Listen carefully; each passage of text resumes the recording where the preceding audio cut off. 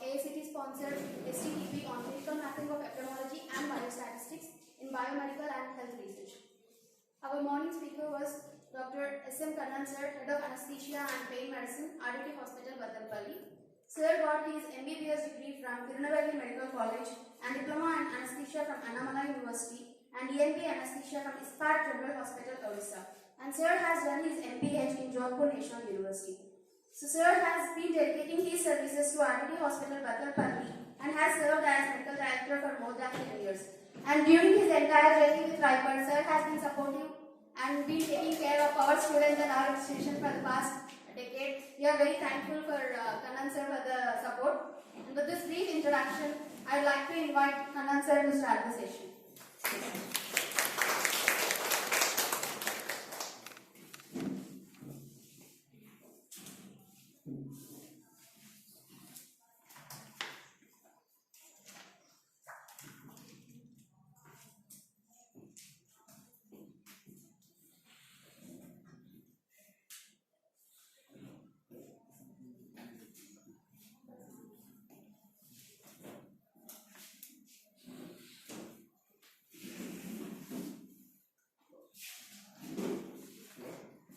Hello. Good morning to all of you. Thank you very much for the wonderful introduction. Thank you for the given opportunity. Respected seniors, my dear colleagues, dear students. My topic is basics on epidemiology. It will be very short, don't worry. These are the objectives. Every one of us, we know what is the normal BB, what is normal pulse rate, normal temperatures. Everybody says not to smoke, eat healthy diet, do regular exercise, wear seat belt when you are driving. Isn't it? Nowadays I have seen a lot of doctors from diapers, founding. They are better than us. They know a lot of things. They teach us every day. They are very sincere. I am proud of being associated with Raiva for long years. Thank you, sir. This type of normality, normal range, who gave us? After assessing crores and crores of people, public health, they make these decisions. Public health policy makers make a decision with the help of epidemiologists. Here comes epidemiology. Every one of us, we have the social responsibility. Every one of us are keenly observing the event, the social event, the public event. And being a medical person, being a related medical person, every one of us are responsible to the public, to the people. Hippocrates, every one of us know about Hippocrates. He is a great Greek physician. Even 377 BC itself, he observed regarding malarial fever. And he gave a rational explanation for malarial fever for us 6 months. High grade fever followed with severe sweating and followed with exacerbation of fever. Those days, no microscope, no antibiotics, and no such scientific methods. Even those days, Hippocrates is able to identify the fevers. Those days, if it is malarial fever, patient will die. And he could able to identify by his own only observation. This features he should be malarial fever. And other fevers he will treat nicely. James Look in 16th century itself, he observed the cause and treatment for the disease, scurvy. Now we know that scurvy is because of vitamin C deficiency. He observed the features of scurvy, mainly long duration sailors. They are in the ship for months and months. They have all such foods, but they don't have the citrus fruits like lemon and orange. So those people, they develop a particular disorder. And he identified that it is because of the citrus fruit deficiency. And he started suggesting that. Sir Edwin Chadwick. He is the one who proposed the public health and social reform. He said that the disease is directly related to the living environment, and he proposed the clean water, sewage system, improved the sanitary condition. Nowadays we are enjoying wonderful bathrooms, nice sanitary facilities. John Snow, you all know, is the father of modern epidemiology. He observed the outbreak of cholera in London in mid-1800s. He used maps and spotting to identify the cause of cholera epidemics spread by water supplying source. In the broad state there is a pump, and he removed the handle of the pump and the epidemic was stopped. He is the father of modern epidemiology. This is the map used. This is the one. See, after the handle is removed, this was the epidemics. After that, slowly come.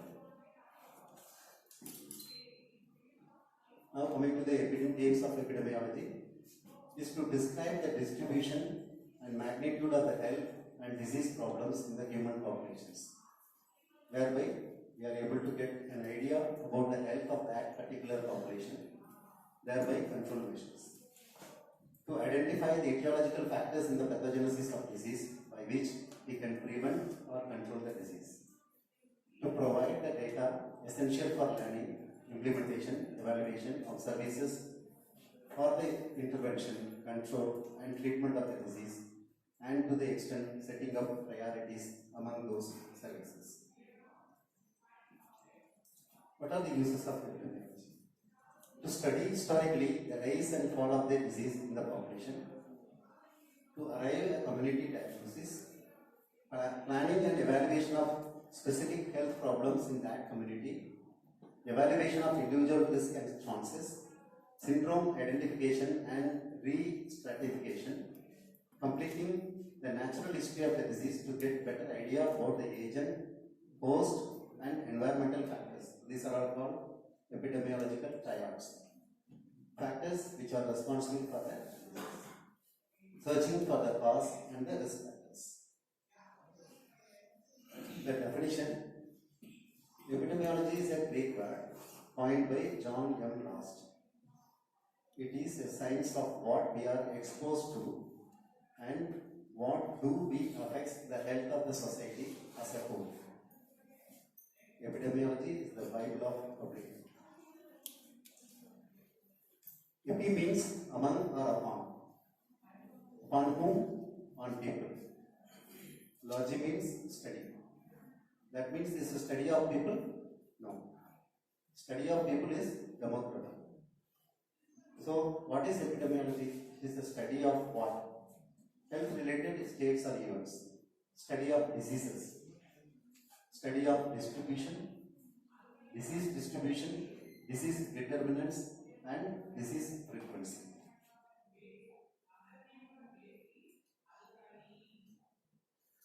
So, this is a study of disease distribution in terms of time, place, person. It's a study of disease determinants to arrive at causative agent and the risk factors. It's a study of disease frequency, how it increases and decreases among the population and can be studied as incident and prevalence. It is a study of diseases and other health related events. Components of epidemiology: distribution of the disease, determinants of the disease and disease frequency. Coming to distribution of the disease in a specific group of population, which gives a clue for the cause or predisposing factor by which we can develop the hypothesis as what the possible cause of the particular disease.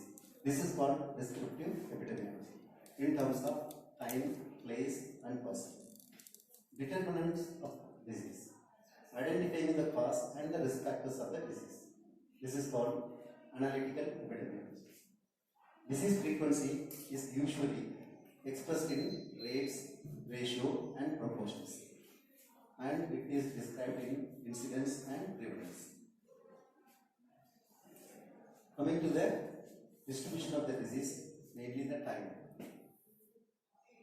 So, we call it as seasonal distribution of the disease.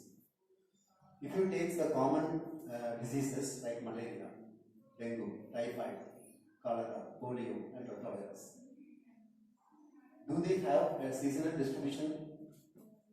Take it, the cholera. Cholera is very common in rainy season, mainly June to September.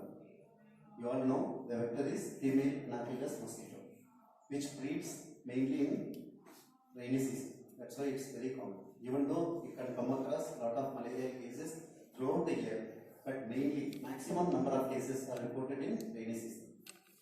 That is why we call it as seasonal distribution of malaria. Dengue, again same, maximum reported in rainy season of the year, mainly June to September. The vector is Aedes aegypti. It is called as tiger mosquito. Typhoid. You all know the root is fecal-oral root. It is one of the diarrheal disease due to contaminated water. We all know the story of typhoid Mary, who was infected with typhoid. She was a carrier, and she was working as like a carrier. She was spreading the disease almost 30 years. So there is no seasonal distribution in typhoid. Like that, cholera, E. coli, hepatitis A, Shigella, all are diarrheal diseases. They don't show any seasonal distribution, except polio and rotavirus. Polio shows seasonal distribution, especially in the months of July, August, September, October in rainy season, because this virus potentially in rainy season. And rotavirus also has seasonal distribution. Coming to the infectious diseases like mumps, measles, rubella, chickenpox, H1N1, diphtheria, pertussis, do they have seasonal distribution? You all know, yes. Common to the diseases are, they are respiratory diseases spread by droplets, commonly reported in winter season. Why? The droplets can suspend in the air longer time in winter than summer. Coming to non-communicable diseases, diabetes, hypertension, coronary heart disease, cancers, HIV, they don't show any seasonal distribution. They are there throughout the year. What about road traffic accidents? Do you think that it is there all the time? Yes, it is there all the time. But maximum number of cases are reported mainly in winter season when foggy conditions are very difficult for the drivers and they met more accident. Large number of cases are reporting mainly in the winter season, especially early morning and rainy season. Asthma, yes, they show the seasonal distribution, maximum exacerbation in the winter season. Hay fever also shows maximum exacerbation in the winter. Coming to the place distribution of the disease. This is called geographical distribution of the disease. If you take some examples like cholera, Kala-Azar. Kala-Azar are common in West Bengal, Eastern UP, Bihar, Jharkhand. You know all, it is transmitted by sandfly. Japanese encephalitis. Common in West Bengal, Eastern UP, Korakapur district. Vector is Culex mosquito. Kaisanar forest disease. Maximum reported from the Kaisanar forest in Karnataka. The vector is Orchid. Malaria. Reported in all states of our country, but majority of the cases from east and north part of the northeast of India. If you take the whole world, maximum cases reported from Africa and South Asia. So if you travel these areas, especially West Bengal, Eastern UP, Bihar, then you may likely to get Kala-Azar because this vector are more there in that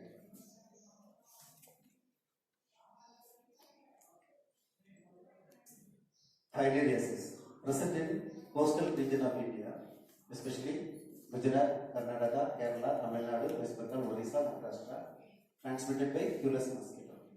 Fluorosis, mainly in Andhra Pradesh, due to excess of fluoride in the water, central and western India, Madhya Pradesh, Chhattisgarh, Gujarat, Andhra Pradesh, and Karnataka. HIV. Maximum cases reported from Tamil Nadu, number 1, Maharashtra, number 2, Andhra Pradesh, number 3, Karnataka, Manipur, and Nagaland. Moderate distribution from Gujarat, Goa, and Pondicherry. HIV. If you take whole world, maximum cases reported from South Africa, number 1, number 2 is Nigeria, and India is number 3. So HIV in the world is also a good example for geographical distribution or place distribution of the disease.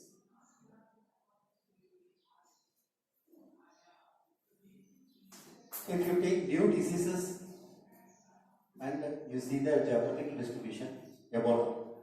Only one case was reported from the airport of India. Then immediately it was stopped.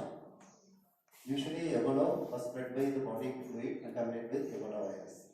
Zika virus, reported from Gujarat, Tamil Nadu recently. Is spread by Aedes mosquito.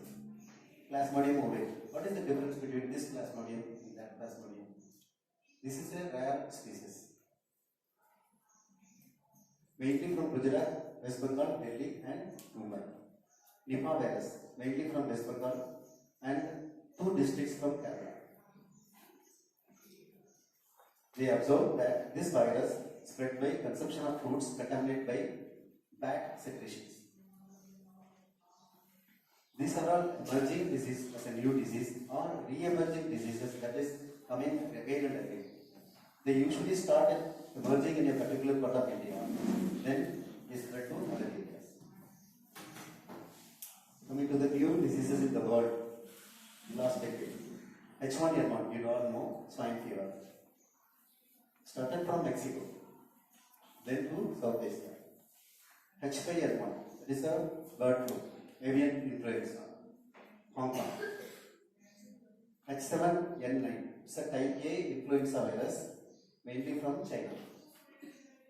MERS, Middle East Respiratory Syndrome, and SARS, Severe Acute Respiratory Syndrome. It's a type of coronavirus, mainly from China, then to America and Europe countries. Ebola virus, mainly from Congo. Zika virus, mainly from Uganda, South Africa. Coming to the personal distribution of diseases, mainly age and sex.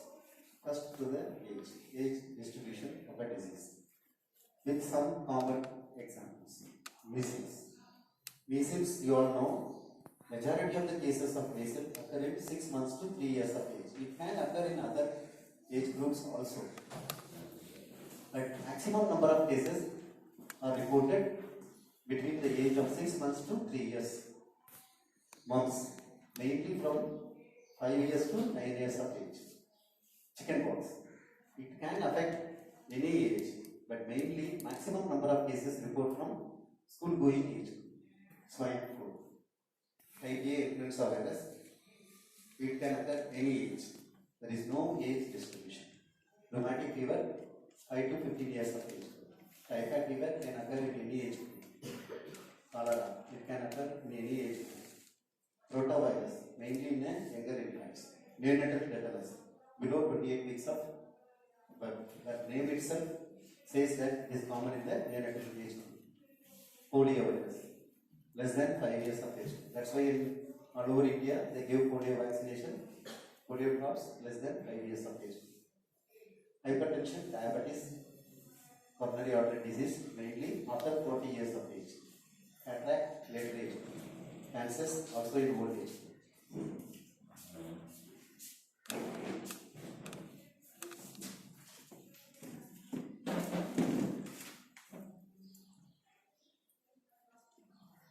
Sex distribution of the disease.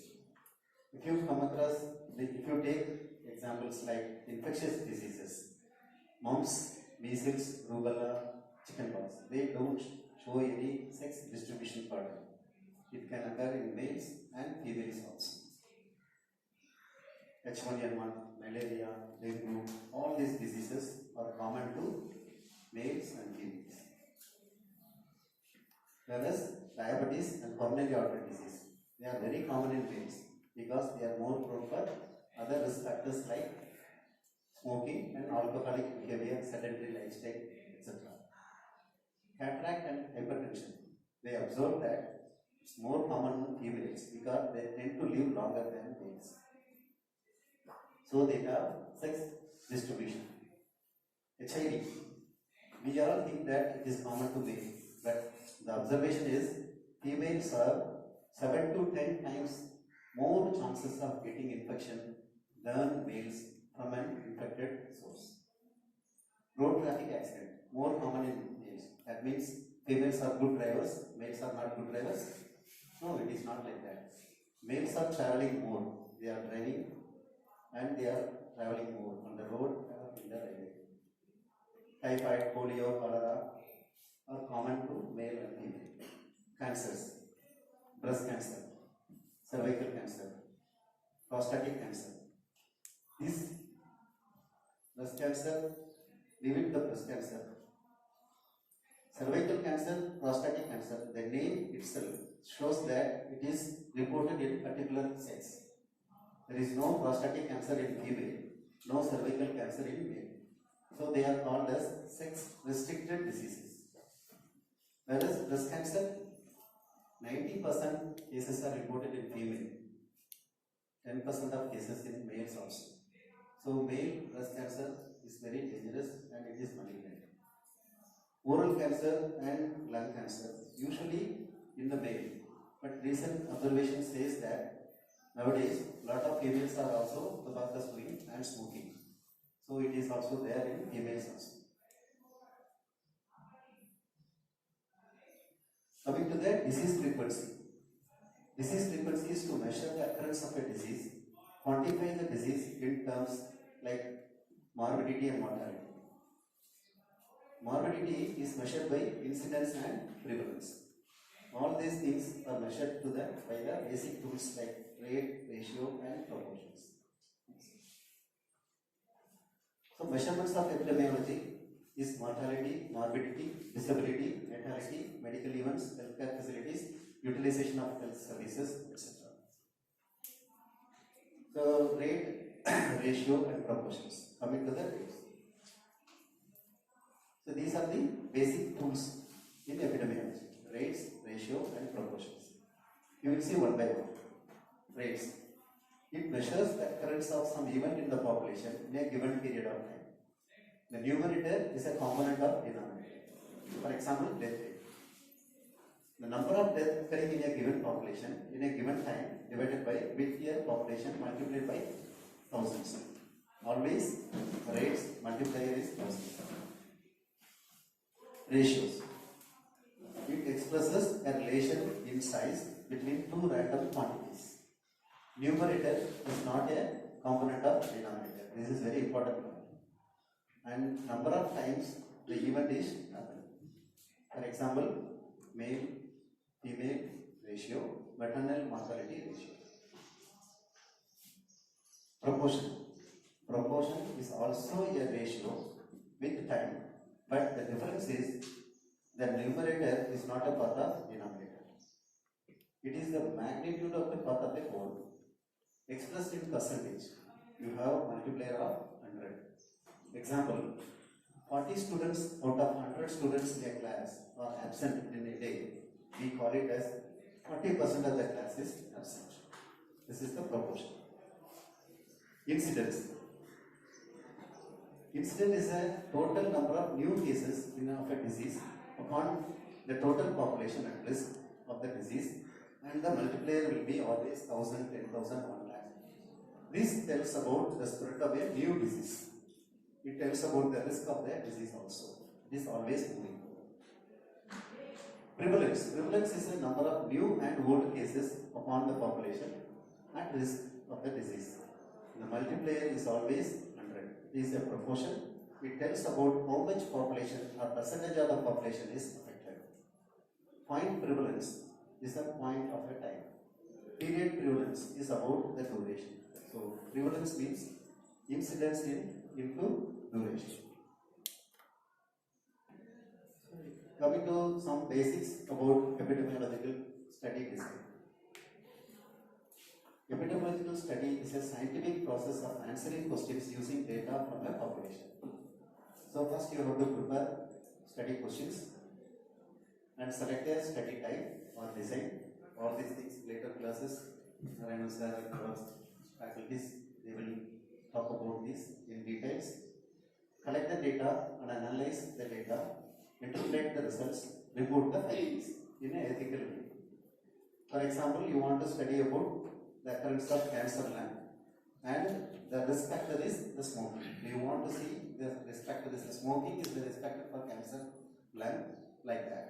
There are so many risk factors for lung cancer, but common risk factor is smoking. So you have to make a study design. You have to select a study design, prepare this questionnaire, and collect the data, analyze the data, interpret the data, then come to a common fact.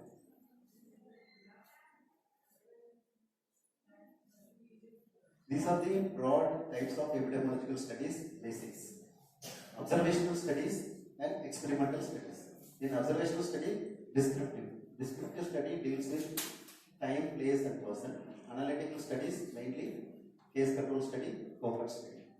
Experimental studies, RCT, field trials and community trials. These are all, I will talk about little bit about these only basics. Descriptive epidemiology. This is describing 5 W's. For example, what is the problem with the population? When it starts, where it occurs, who are the affected person, why it happens, and how it happens.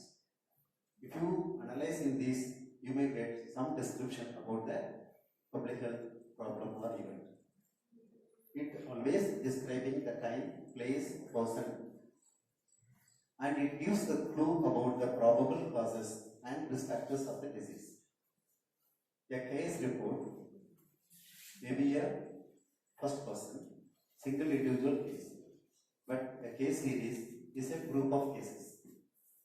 Usually, descriptive epidemiology is about a new disease or uncommon event or a rare disease.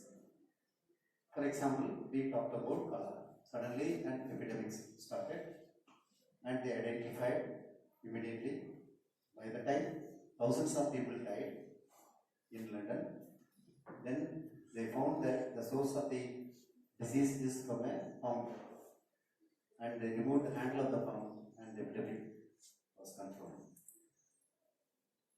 This is the use of epidemiological study. Analytical study. Here we talk about case control study. Just the basics. What is case control study? A case is there, control will be there. So, a set of people we assemble as cases, that is patients with disease. Another set of people assembled, they are called as control, but they don't have disease. But they are also similar to these people. After meticulous matching, both should live in a common place. They should have age group, sex group, as well as the environmental factors. But some people are having disease, some people are not having disease. They are called cases, they are having control. This is the starting point. Then with this, the history of exposure to the identified risk factor is ascertained from all the numbers of both groups by questionnaire or previous records. You analyze retrospectively what happened. So with this, the prevalence of the exposure in the case is compared to that of control group. Next. The factors, no, previous one. Yeah, next one. The factors with significantly higher prevalences in the cases are reaffirmed as risk factors, and also the factors which significantly higher in the control groups are noted as possible protective factors. Some factors is predisposing to disease, some factors predisposes to control group, that is the protective factors. So odds ratio is calculated as an estimate of the risk associated with risk factor in the case control study. So in summary, case control study, you have cases, you have control. Odd ratio, if it is more than 1, then there will be possible of disease. If it is equal to 1, there is no association of the risk factor with the disease.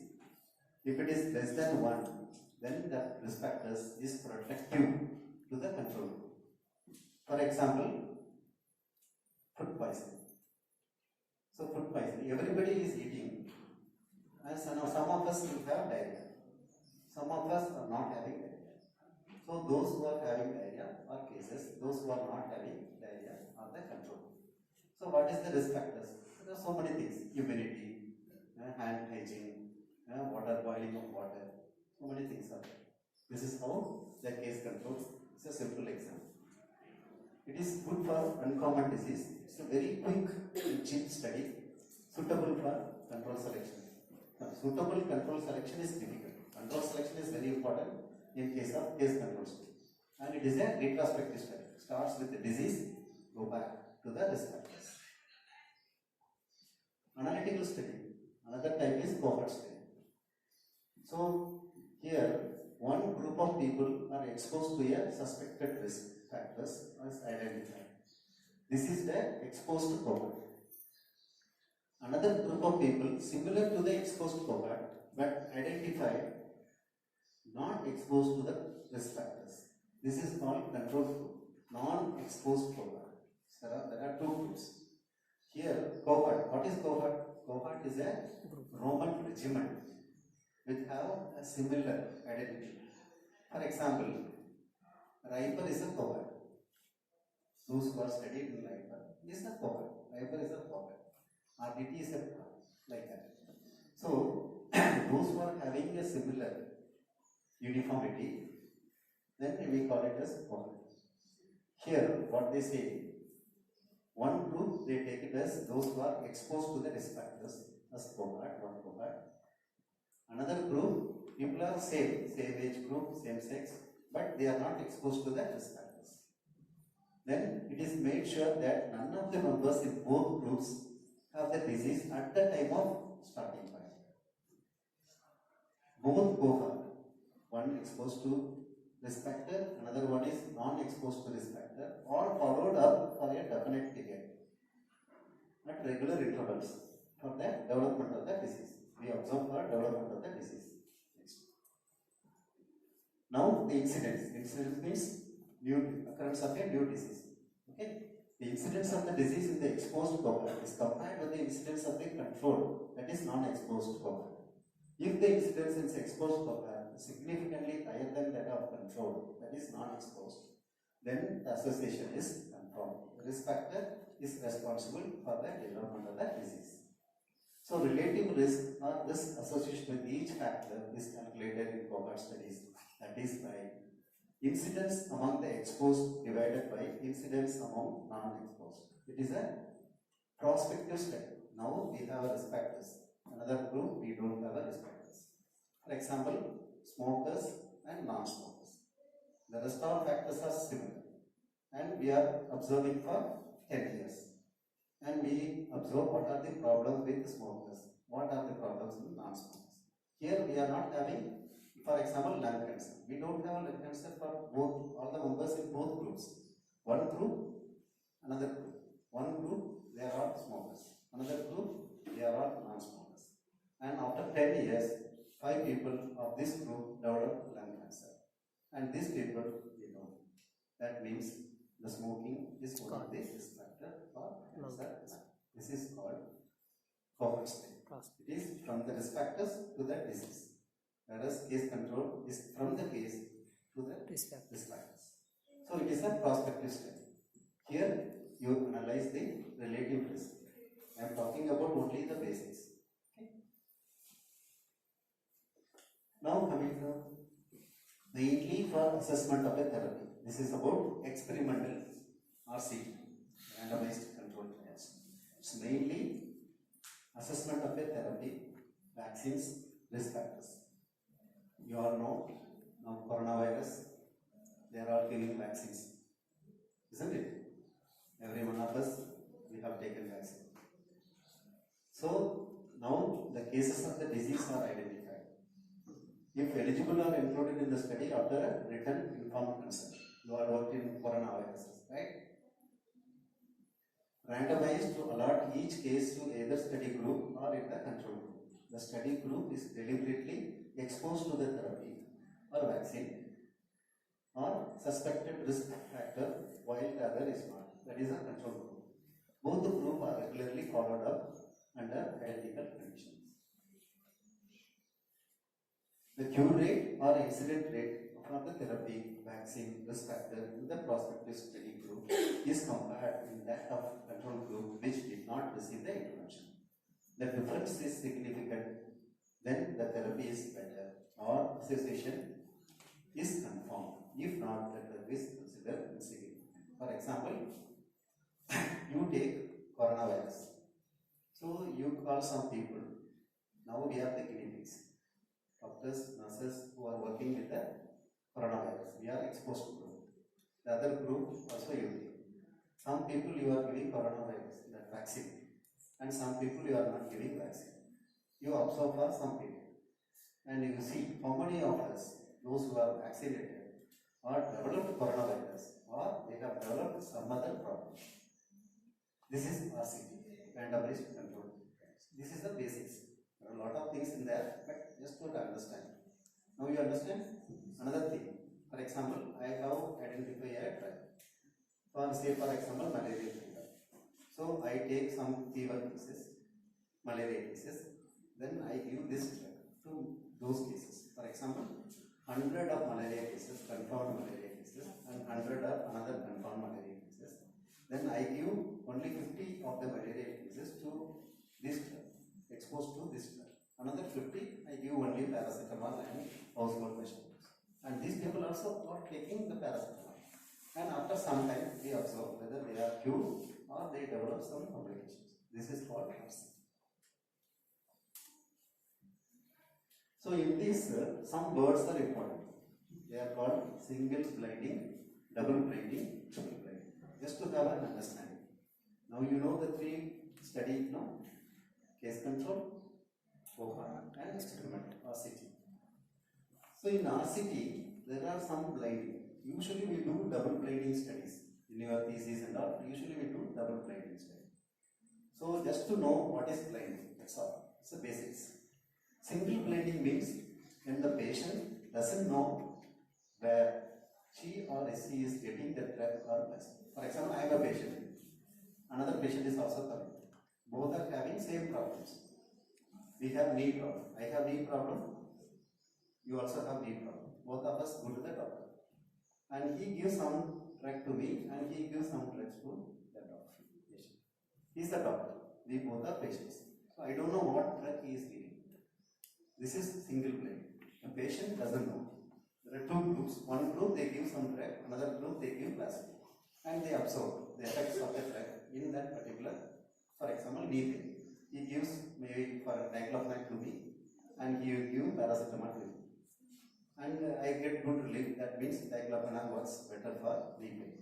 Paracetamol, little bit effect. Then he will say paracetamol has little effect, diclofenac has better effect. That's the way. This is called single blinding. Double blinding means from the pharmacy they give it a cover.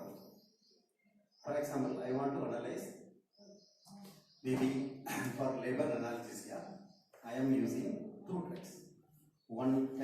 Some 50 people, I will give 0.1% of clopidogrel.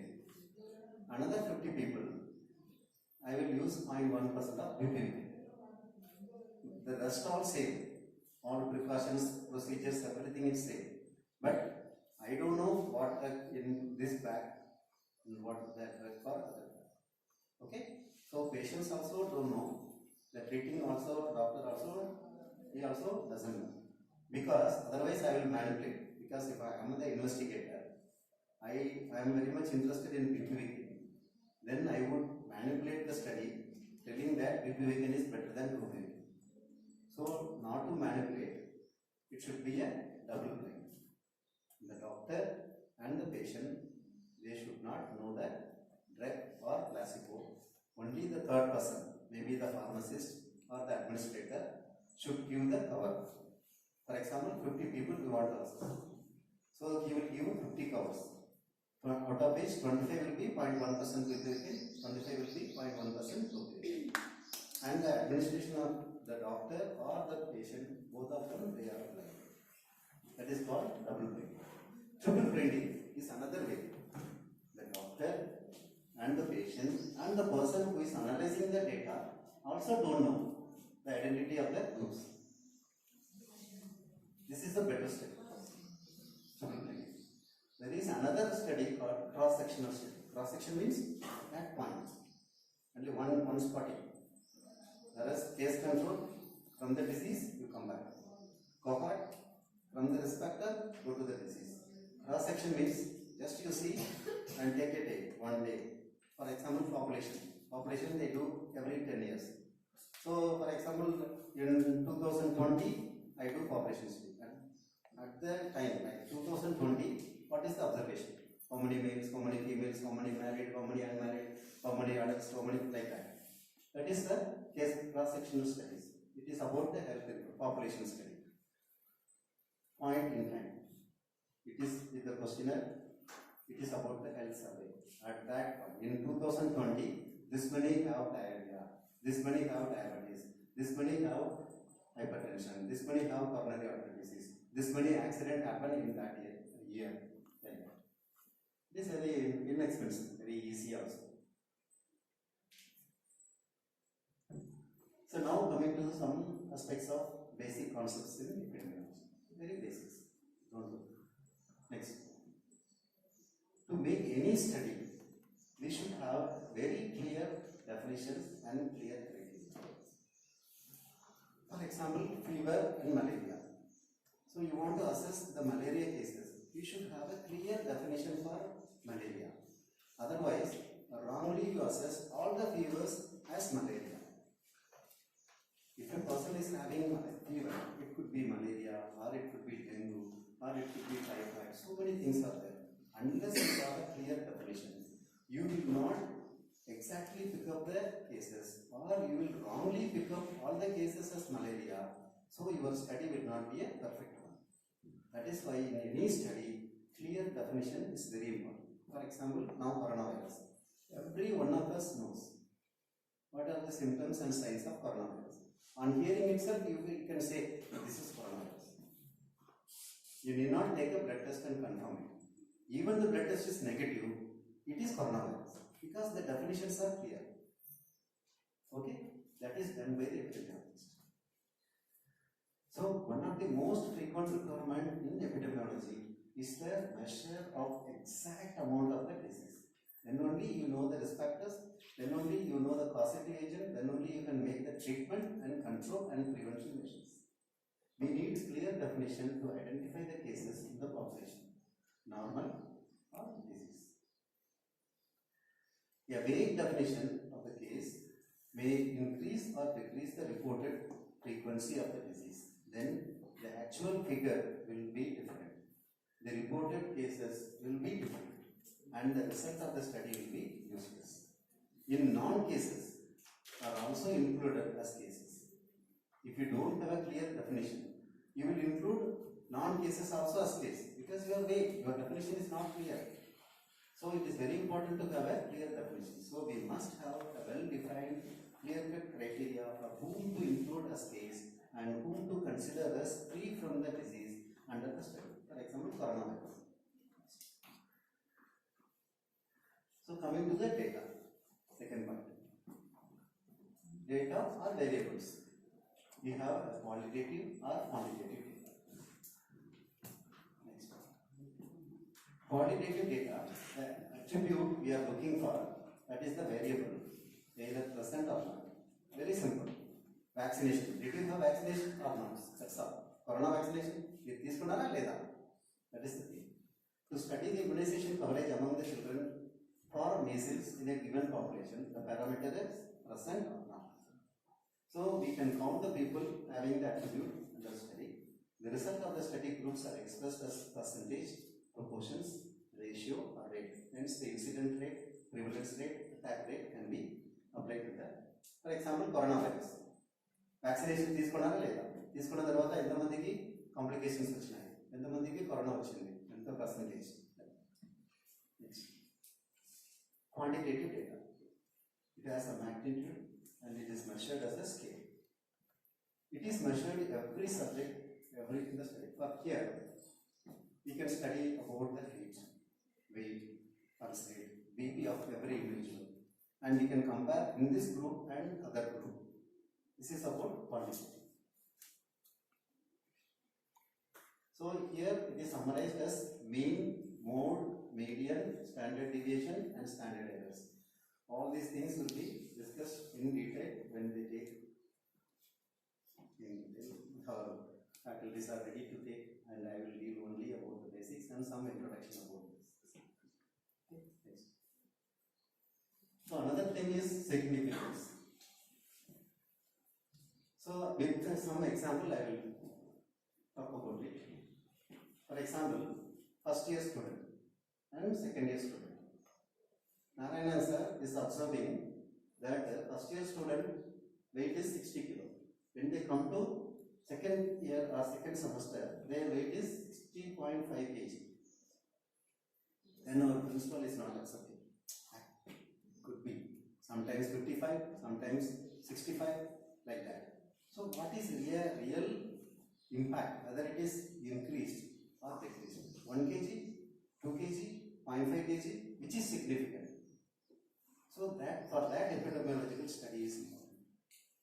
So even it is 0.5 kg as an average of a group of students, sometimes it is significant, sometimes it is not significant. For that epidemiological study is important.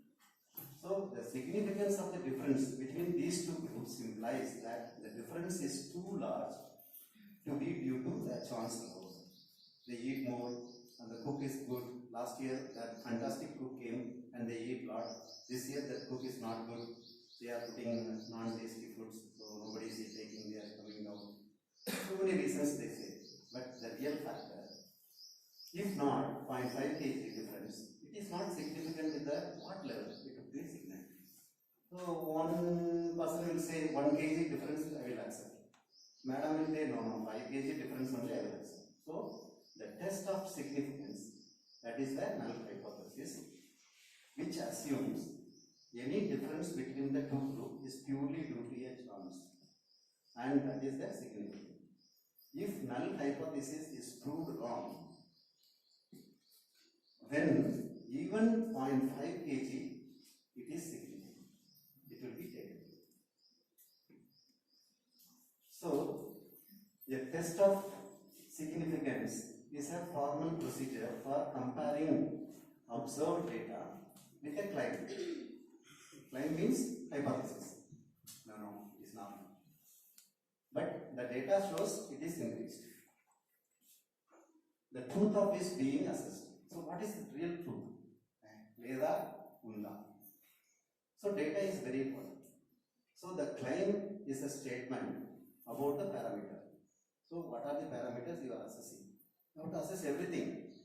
Health of the patient, health of the who is eating in the students, then hygienic part, then the cook, then the taste, the food, everything. These are the parameters. So like population proportion or population mean, we can also make a parameter. By applying this test, the significance, we calculate the probability. That is the p-value of the null hypothesis being. That means the probability is too high, then the null hypothesis is accepted as correct. The difference is considered as insignificant. If the probability is too low, the p-value is less than 0.05, then null hypothesis is rejected and the difference is considered to be significant. This is about our significance.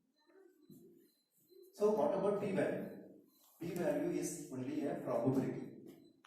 A probability of null hypothesis being true.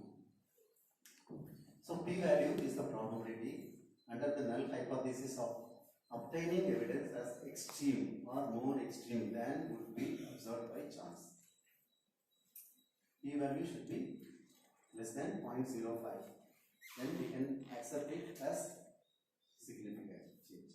Next. Then coming to another word called concept of association. The association between two variables. Variables means, for example, smoking and lung cancer. Smoking is also a variable, old age also variable. Well, old age also people will get cancer. So these are the two variables, smoking, old age. The disease is lung cancer. Okay, don't worry. Terms will be confusing, but later you will get understand. Just I am giving introduction. So association between two variables is defined as co-occurrence or occurrence together or concurrence of the two variables in a population more often than would be expected by chance. Variable is a piece of information regarding the study subject to health or parameter like quantitative study or qualitative. Already I talked about it. Co-occurrence by chance is the percentage that is expected to have both the variables occurrence naturally or by chance. For example, here also, just for example, to understand better, some people are very good in studies, some people are very good in sports, and we compare. Suddenly we notice that in Raipur, all the people or some people are very good in studies and sports. So what could be the reason? Usually in any college or schools, some people are very good in sports. Some people are very good in studies. Those who are very good in studies may not play, or they play game but not very good, or they will not be a champion. But those who are champions in sports may not be studying, they will be average. But you notice some group in some college, for example, Raipur. Everybody is good in studies, everybody is excellent in sports. Then we have to identify why it is happening. There could be so many reasons. Here the food is very good, the teachers are very encouraged, they spend enough time for sports, they encourage, they conduct a lot of seminars, they improve their understanding of the studies, they conduct a lot of exams. So the encouragement and the students also willing to study. So many reasons are there. This is like this. So in the community, excellence in studies, excellence in sports, and sometimes in both. If a community has this proportion who are excellent in both, fits other than population, the association between these two have some reason behind this and can be detected by epidemiology. So the concept of association. The presence of association is confirmed by applying the appropriate test of significance and applying the p-value or of both variables occurring together by chance. If the p-value is less than 0.05 and association is considered to be present. For example, blue eyes and blind hair, same sports and studies and together. Here they observed some children, they usually in abroad, they born with blue eyes. Some children they born with blind hair. Suddenly they observe some children they born with blue eyes and blonde hair. And they notice lot of children are like that. Then they again make an epidemiological study, and further studies they notice that the reason behind this co-occurrence is the location of two genes. One gene is responsible for blue eyes, another gene is responsible for blonde hair. These two genes are located in same chromosomes nearby. That is why these children they born with blue eyes and blonde hair, and it becomes an inheritance in that family. So, types of association: direct, indirect, spurious. Direct association or causative association, one variable lead to another variable. This is called direct association. Very simple. A will lead to B. That's it. Another is multifactorial. A is one of the reasons for this disease, one among lot of causes. Indirect means A is responsible, but there is another factor is also responsible for that. That is indirect cause. Spurious. Spurious means there is no association. Our study is defective. Okay, no association between A or B or any variables, but it is reported to be present could be due to defect in the design of the epidemiological study. Now coming to strength of association. That means how strongly are the two variables associated. For example, A associated with the variable B, but also A is also associated with C and D. It is measured by relative risk. For example, we can assess dose response relationship or cessation experiment. What is that? Suppose we take some groups of people who are smokers. Some people smoking like 10 cigarettes per day, 20 cigarettes per day, 30 cigarettes per day. And we observe for 1 year, 2 years, 4 years. Some people they develop cancer in 1 year. Some people they develop cancer in 5 years. Something like that. Cessation group means they are smokers for so many years. They develop COPD. But after stopping that, their condition is improving or they never develop cancer in their life. That is cessation experiments. Number of years of stoppage. After 5 years, after 10 years, they become alright.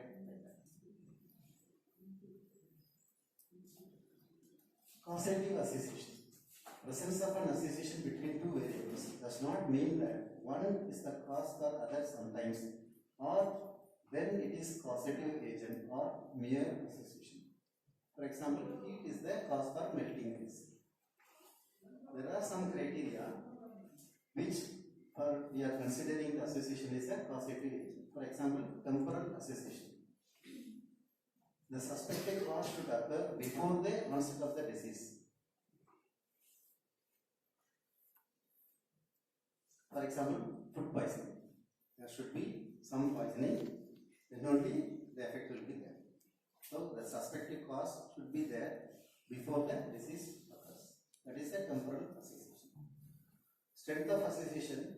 If one variable is the cause for other, then it will be strongly associated. Higher is strength of association, then higher is the chance of the disease. Calculated by relative risk and criteria of the strength of association or dose related response cessation experiments. Just now we talked about the smoking and stoppage of smoking and the occurrence of lung cancer. The specificity of association and biological possibility of association is not a strict criteria, but these are all causative association. Just for completion's sake, I put the specificity of association and the biological possibility. These two are not a strict criteria. Okay? What is specificity of association? It implies that one-to-one relationship, that is, one cause will be leading to one particular disease. Okay? Then smoking is not the only cause for cancer, lung cancer. Even old age, even ladies also they have lung cancer. So smoking is not the only. So we can't say that specificity of association cannot be a criteria involved, because so many risk factors. We are living in a condition where we are exposed to so many risk factors. So consistency of the association. One study proved that it is not sufficient. Consistency means I observe that this lady is good in study. Is it enough? No. We have to make more number of study. That is the value. Consistency means one study proves that it is not sufficient. It needs more number of studies, different methodology, different persons, different places. Then only we can say that the consistency of association is. Biological possibility of association, already told. See, you can say like example, male and hemophilia. They observe that it is because of the X chromosome association, that is why males are having hemophilia. But that doesn't mean that because you are a male, you will get hemophilia. That is why I told the specificity of the association and the biological possibility of the association is not a strict criteria. Coming to coherence of association means the association as a cause matches other factors which are already known facts. Same thing. If you take cigarette smoking and lung cancer in males, everybody accepts. But suddenly they identify that females are also having lung cancer. So then they identify that these females have the risk factor, sometimes they smoke. So that is how later female smokers are also increased. And what is that coherence? Another coherence they observed is, for example, in uranium workers. Uranium workers, they have some dust in the uranium which predisposed to cause lung cancer. And top up to that, there are smokers. So they have another risk factors, uranium as well as the smoke. Then the concept of risk factor. It is the variable or exposure that is associated with the outcome. Very simple, already I told so many times, the smoking and lung cancer. Another example is coronary artery disease and obesity, old age and cancer. So already everybody knows in old age cancer is common. Then you are putting another risk factor as smoking. So you have two risk factors, old age and smoking. Then definitely the lung cancer you get. The risk factor is an attribute or an exposure significantly attributed to develop a disease. Risk factor may be modifiable. Obesity is a modifiable. You can be thin after some time, or thin person can be obesity. That is a modifiable. But a non-modifiable factor, old age. Once you are getting old, you cannot come back to anything. This is a non-modifiable factor. So only option is regularly screening. You have to screen regularly. Two or more risk factors may have additive effect, smoking and environmental. Simply add to the development of cancer. Synergistic effect of obesity and old age for the development of diabetes or coronary artery disease. Preventing a risk factor from appearing a disease with an aim to prevent associated disease known as a primordial prevention for the disease. See, for example, primordial prevention and primary prevention. There are two things here they are to highlight. Primordial prevention means you don't have the disease now, but later you may develop. For example, obesity. So now you don't have coronary artery disease, diabetes, hypertension. But if you become obese later, you will develop all such diseases. So you should not get obesity. So you have to do eating habits, good eating habits. You have to do regular exercise. So many things. This is called primordial prevention. You don't have disease now, but you are taking care of your body not to have obesity. This is primordial prevention. You don't have disease now. For the future, you are doing all these good things. For primary prevention means if the risk factor is already there, obesity is already there, and modifying it to prevent the complications. You are obese now, you don't have disease now, but you are already have the risk factor, obesity already there. So we are telling no, you have to reduce weight. 10 kg weight you reduce, that means it's a primary prevention. Concept of relative risk. This is the last one to be.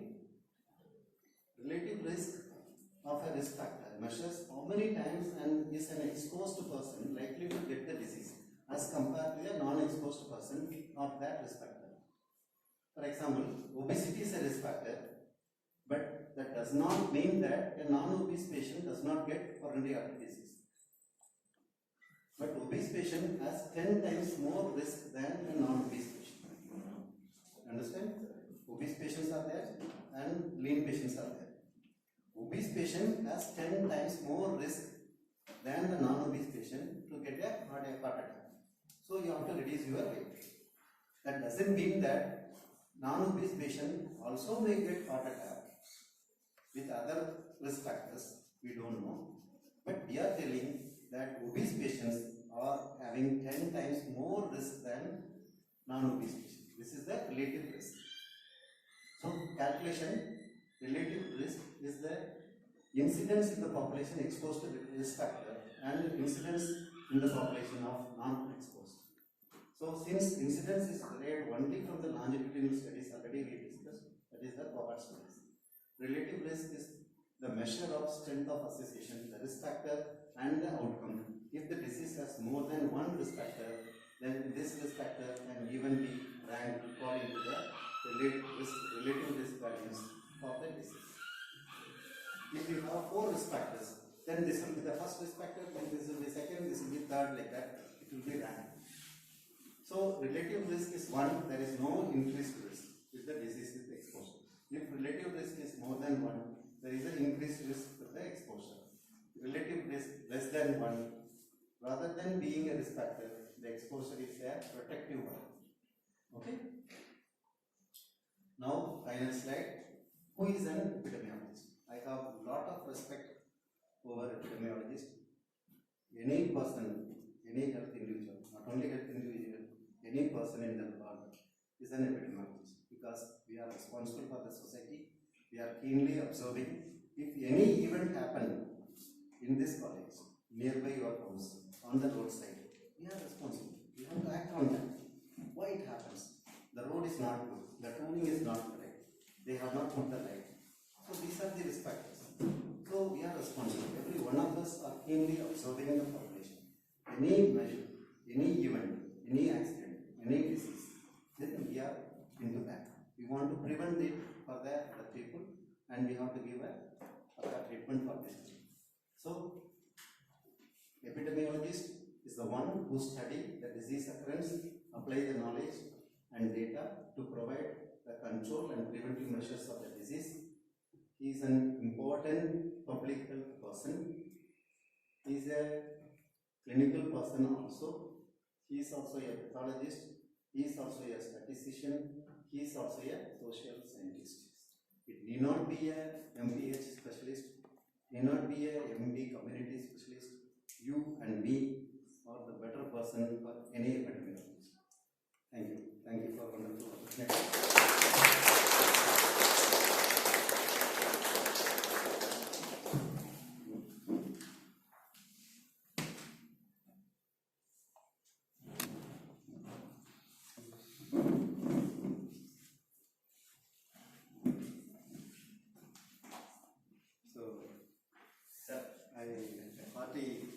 My hearty thanks to Dr. Bardhan. Let's have interactive sessions and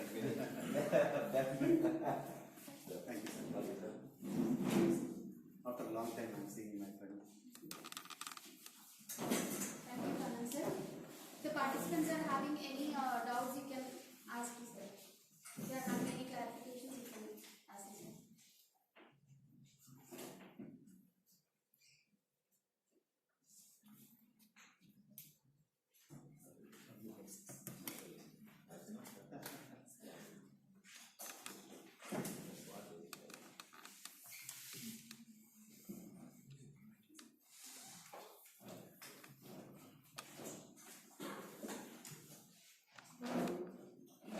Thank you, sir, for accepting our invitation and coming as a speaker. Now I request our principal, Dr. Y. Padmanabh Reddy Garu, to felicitate today's speaker, Kanan sir. I also request our Department of Faculty, Pharmacy Practice faculty to join.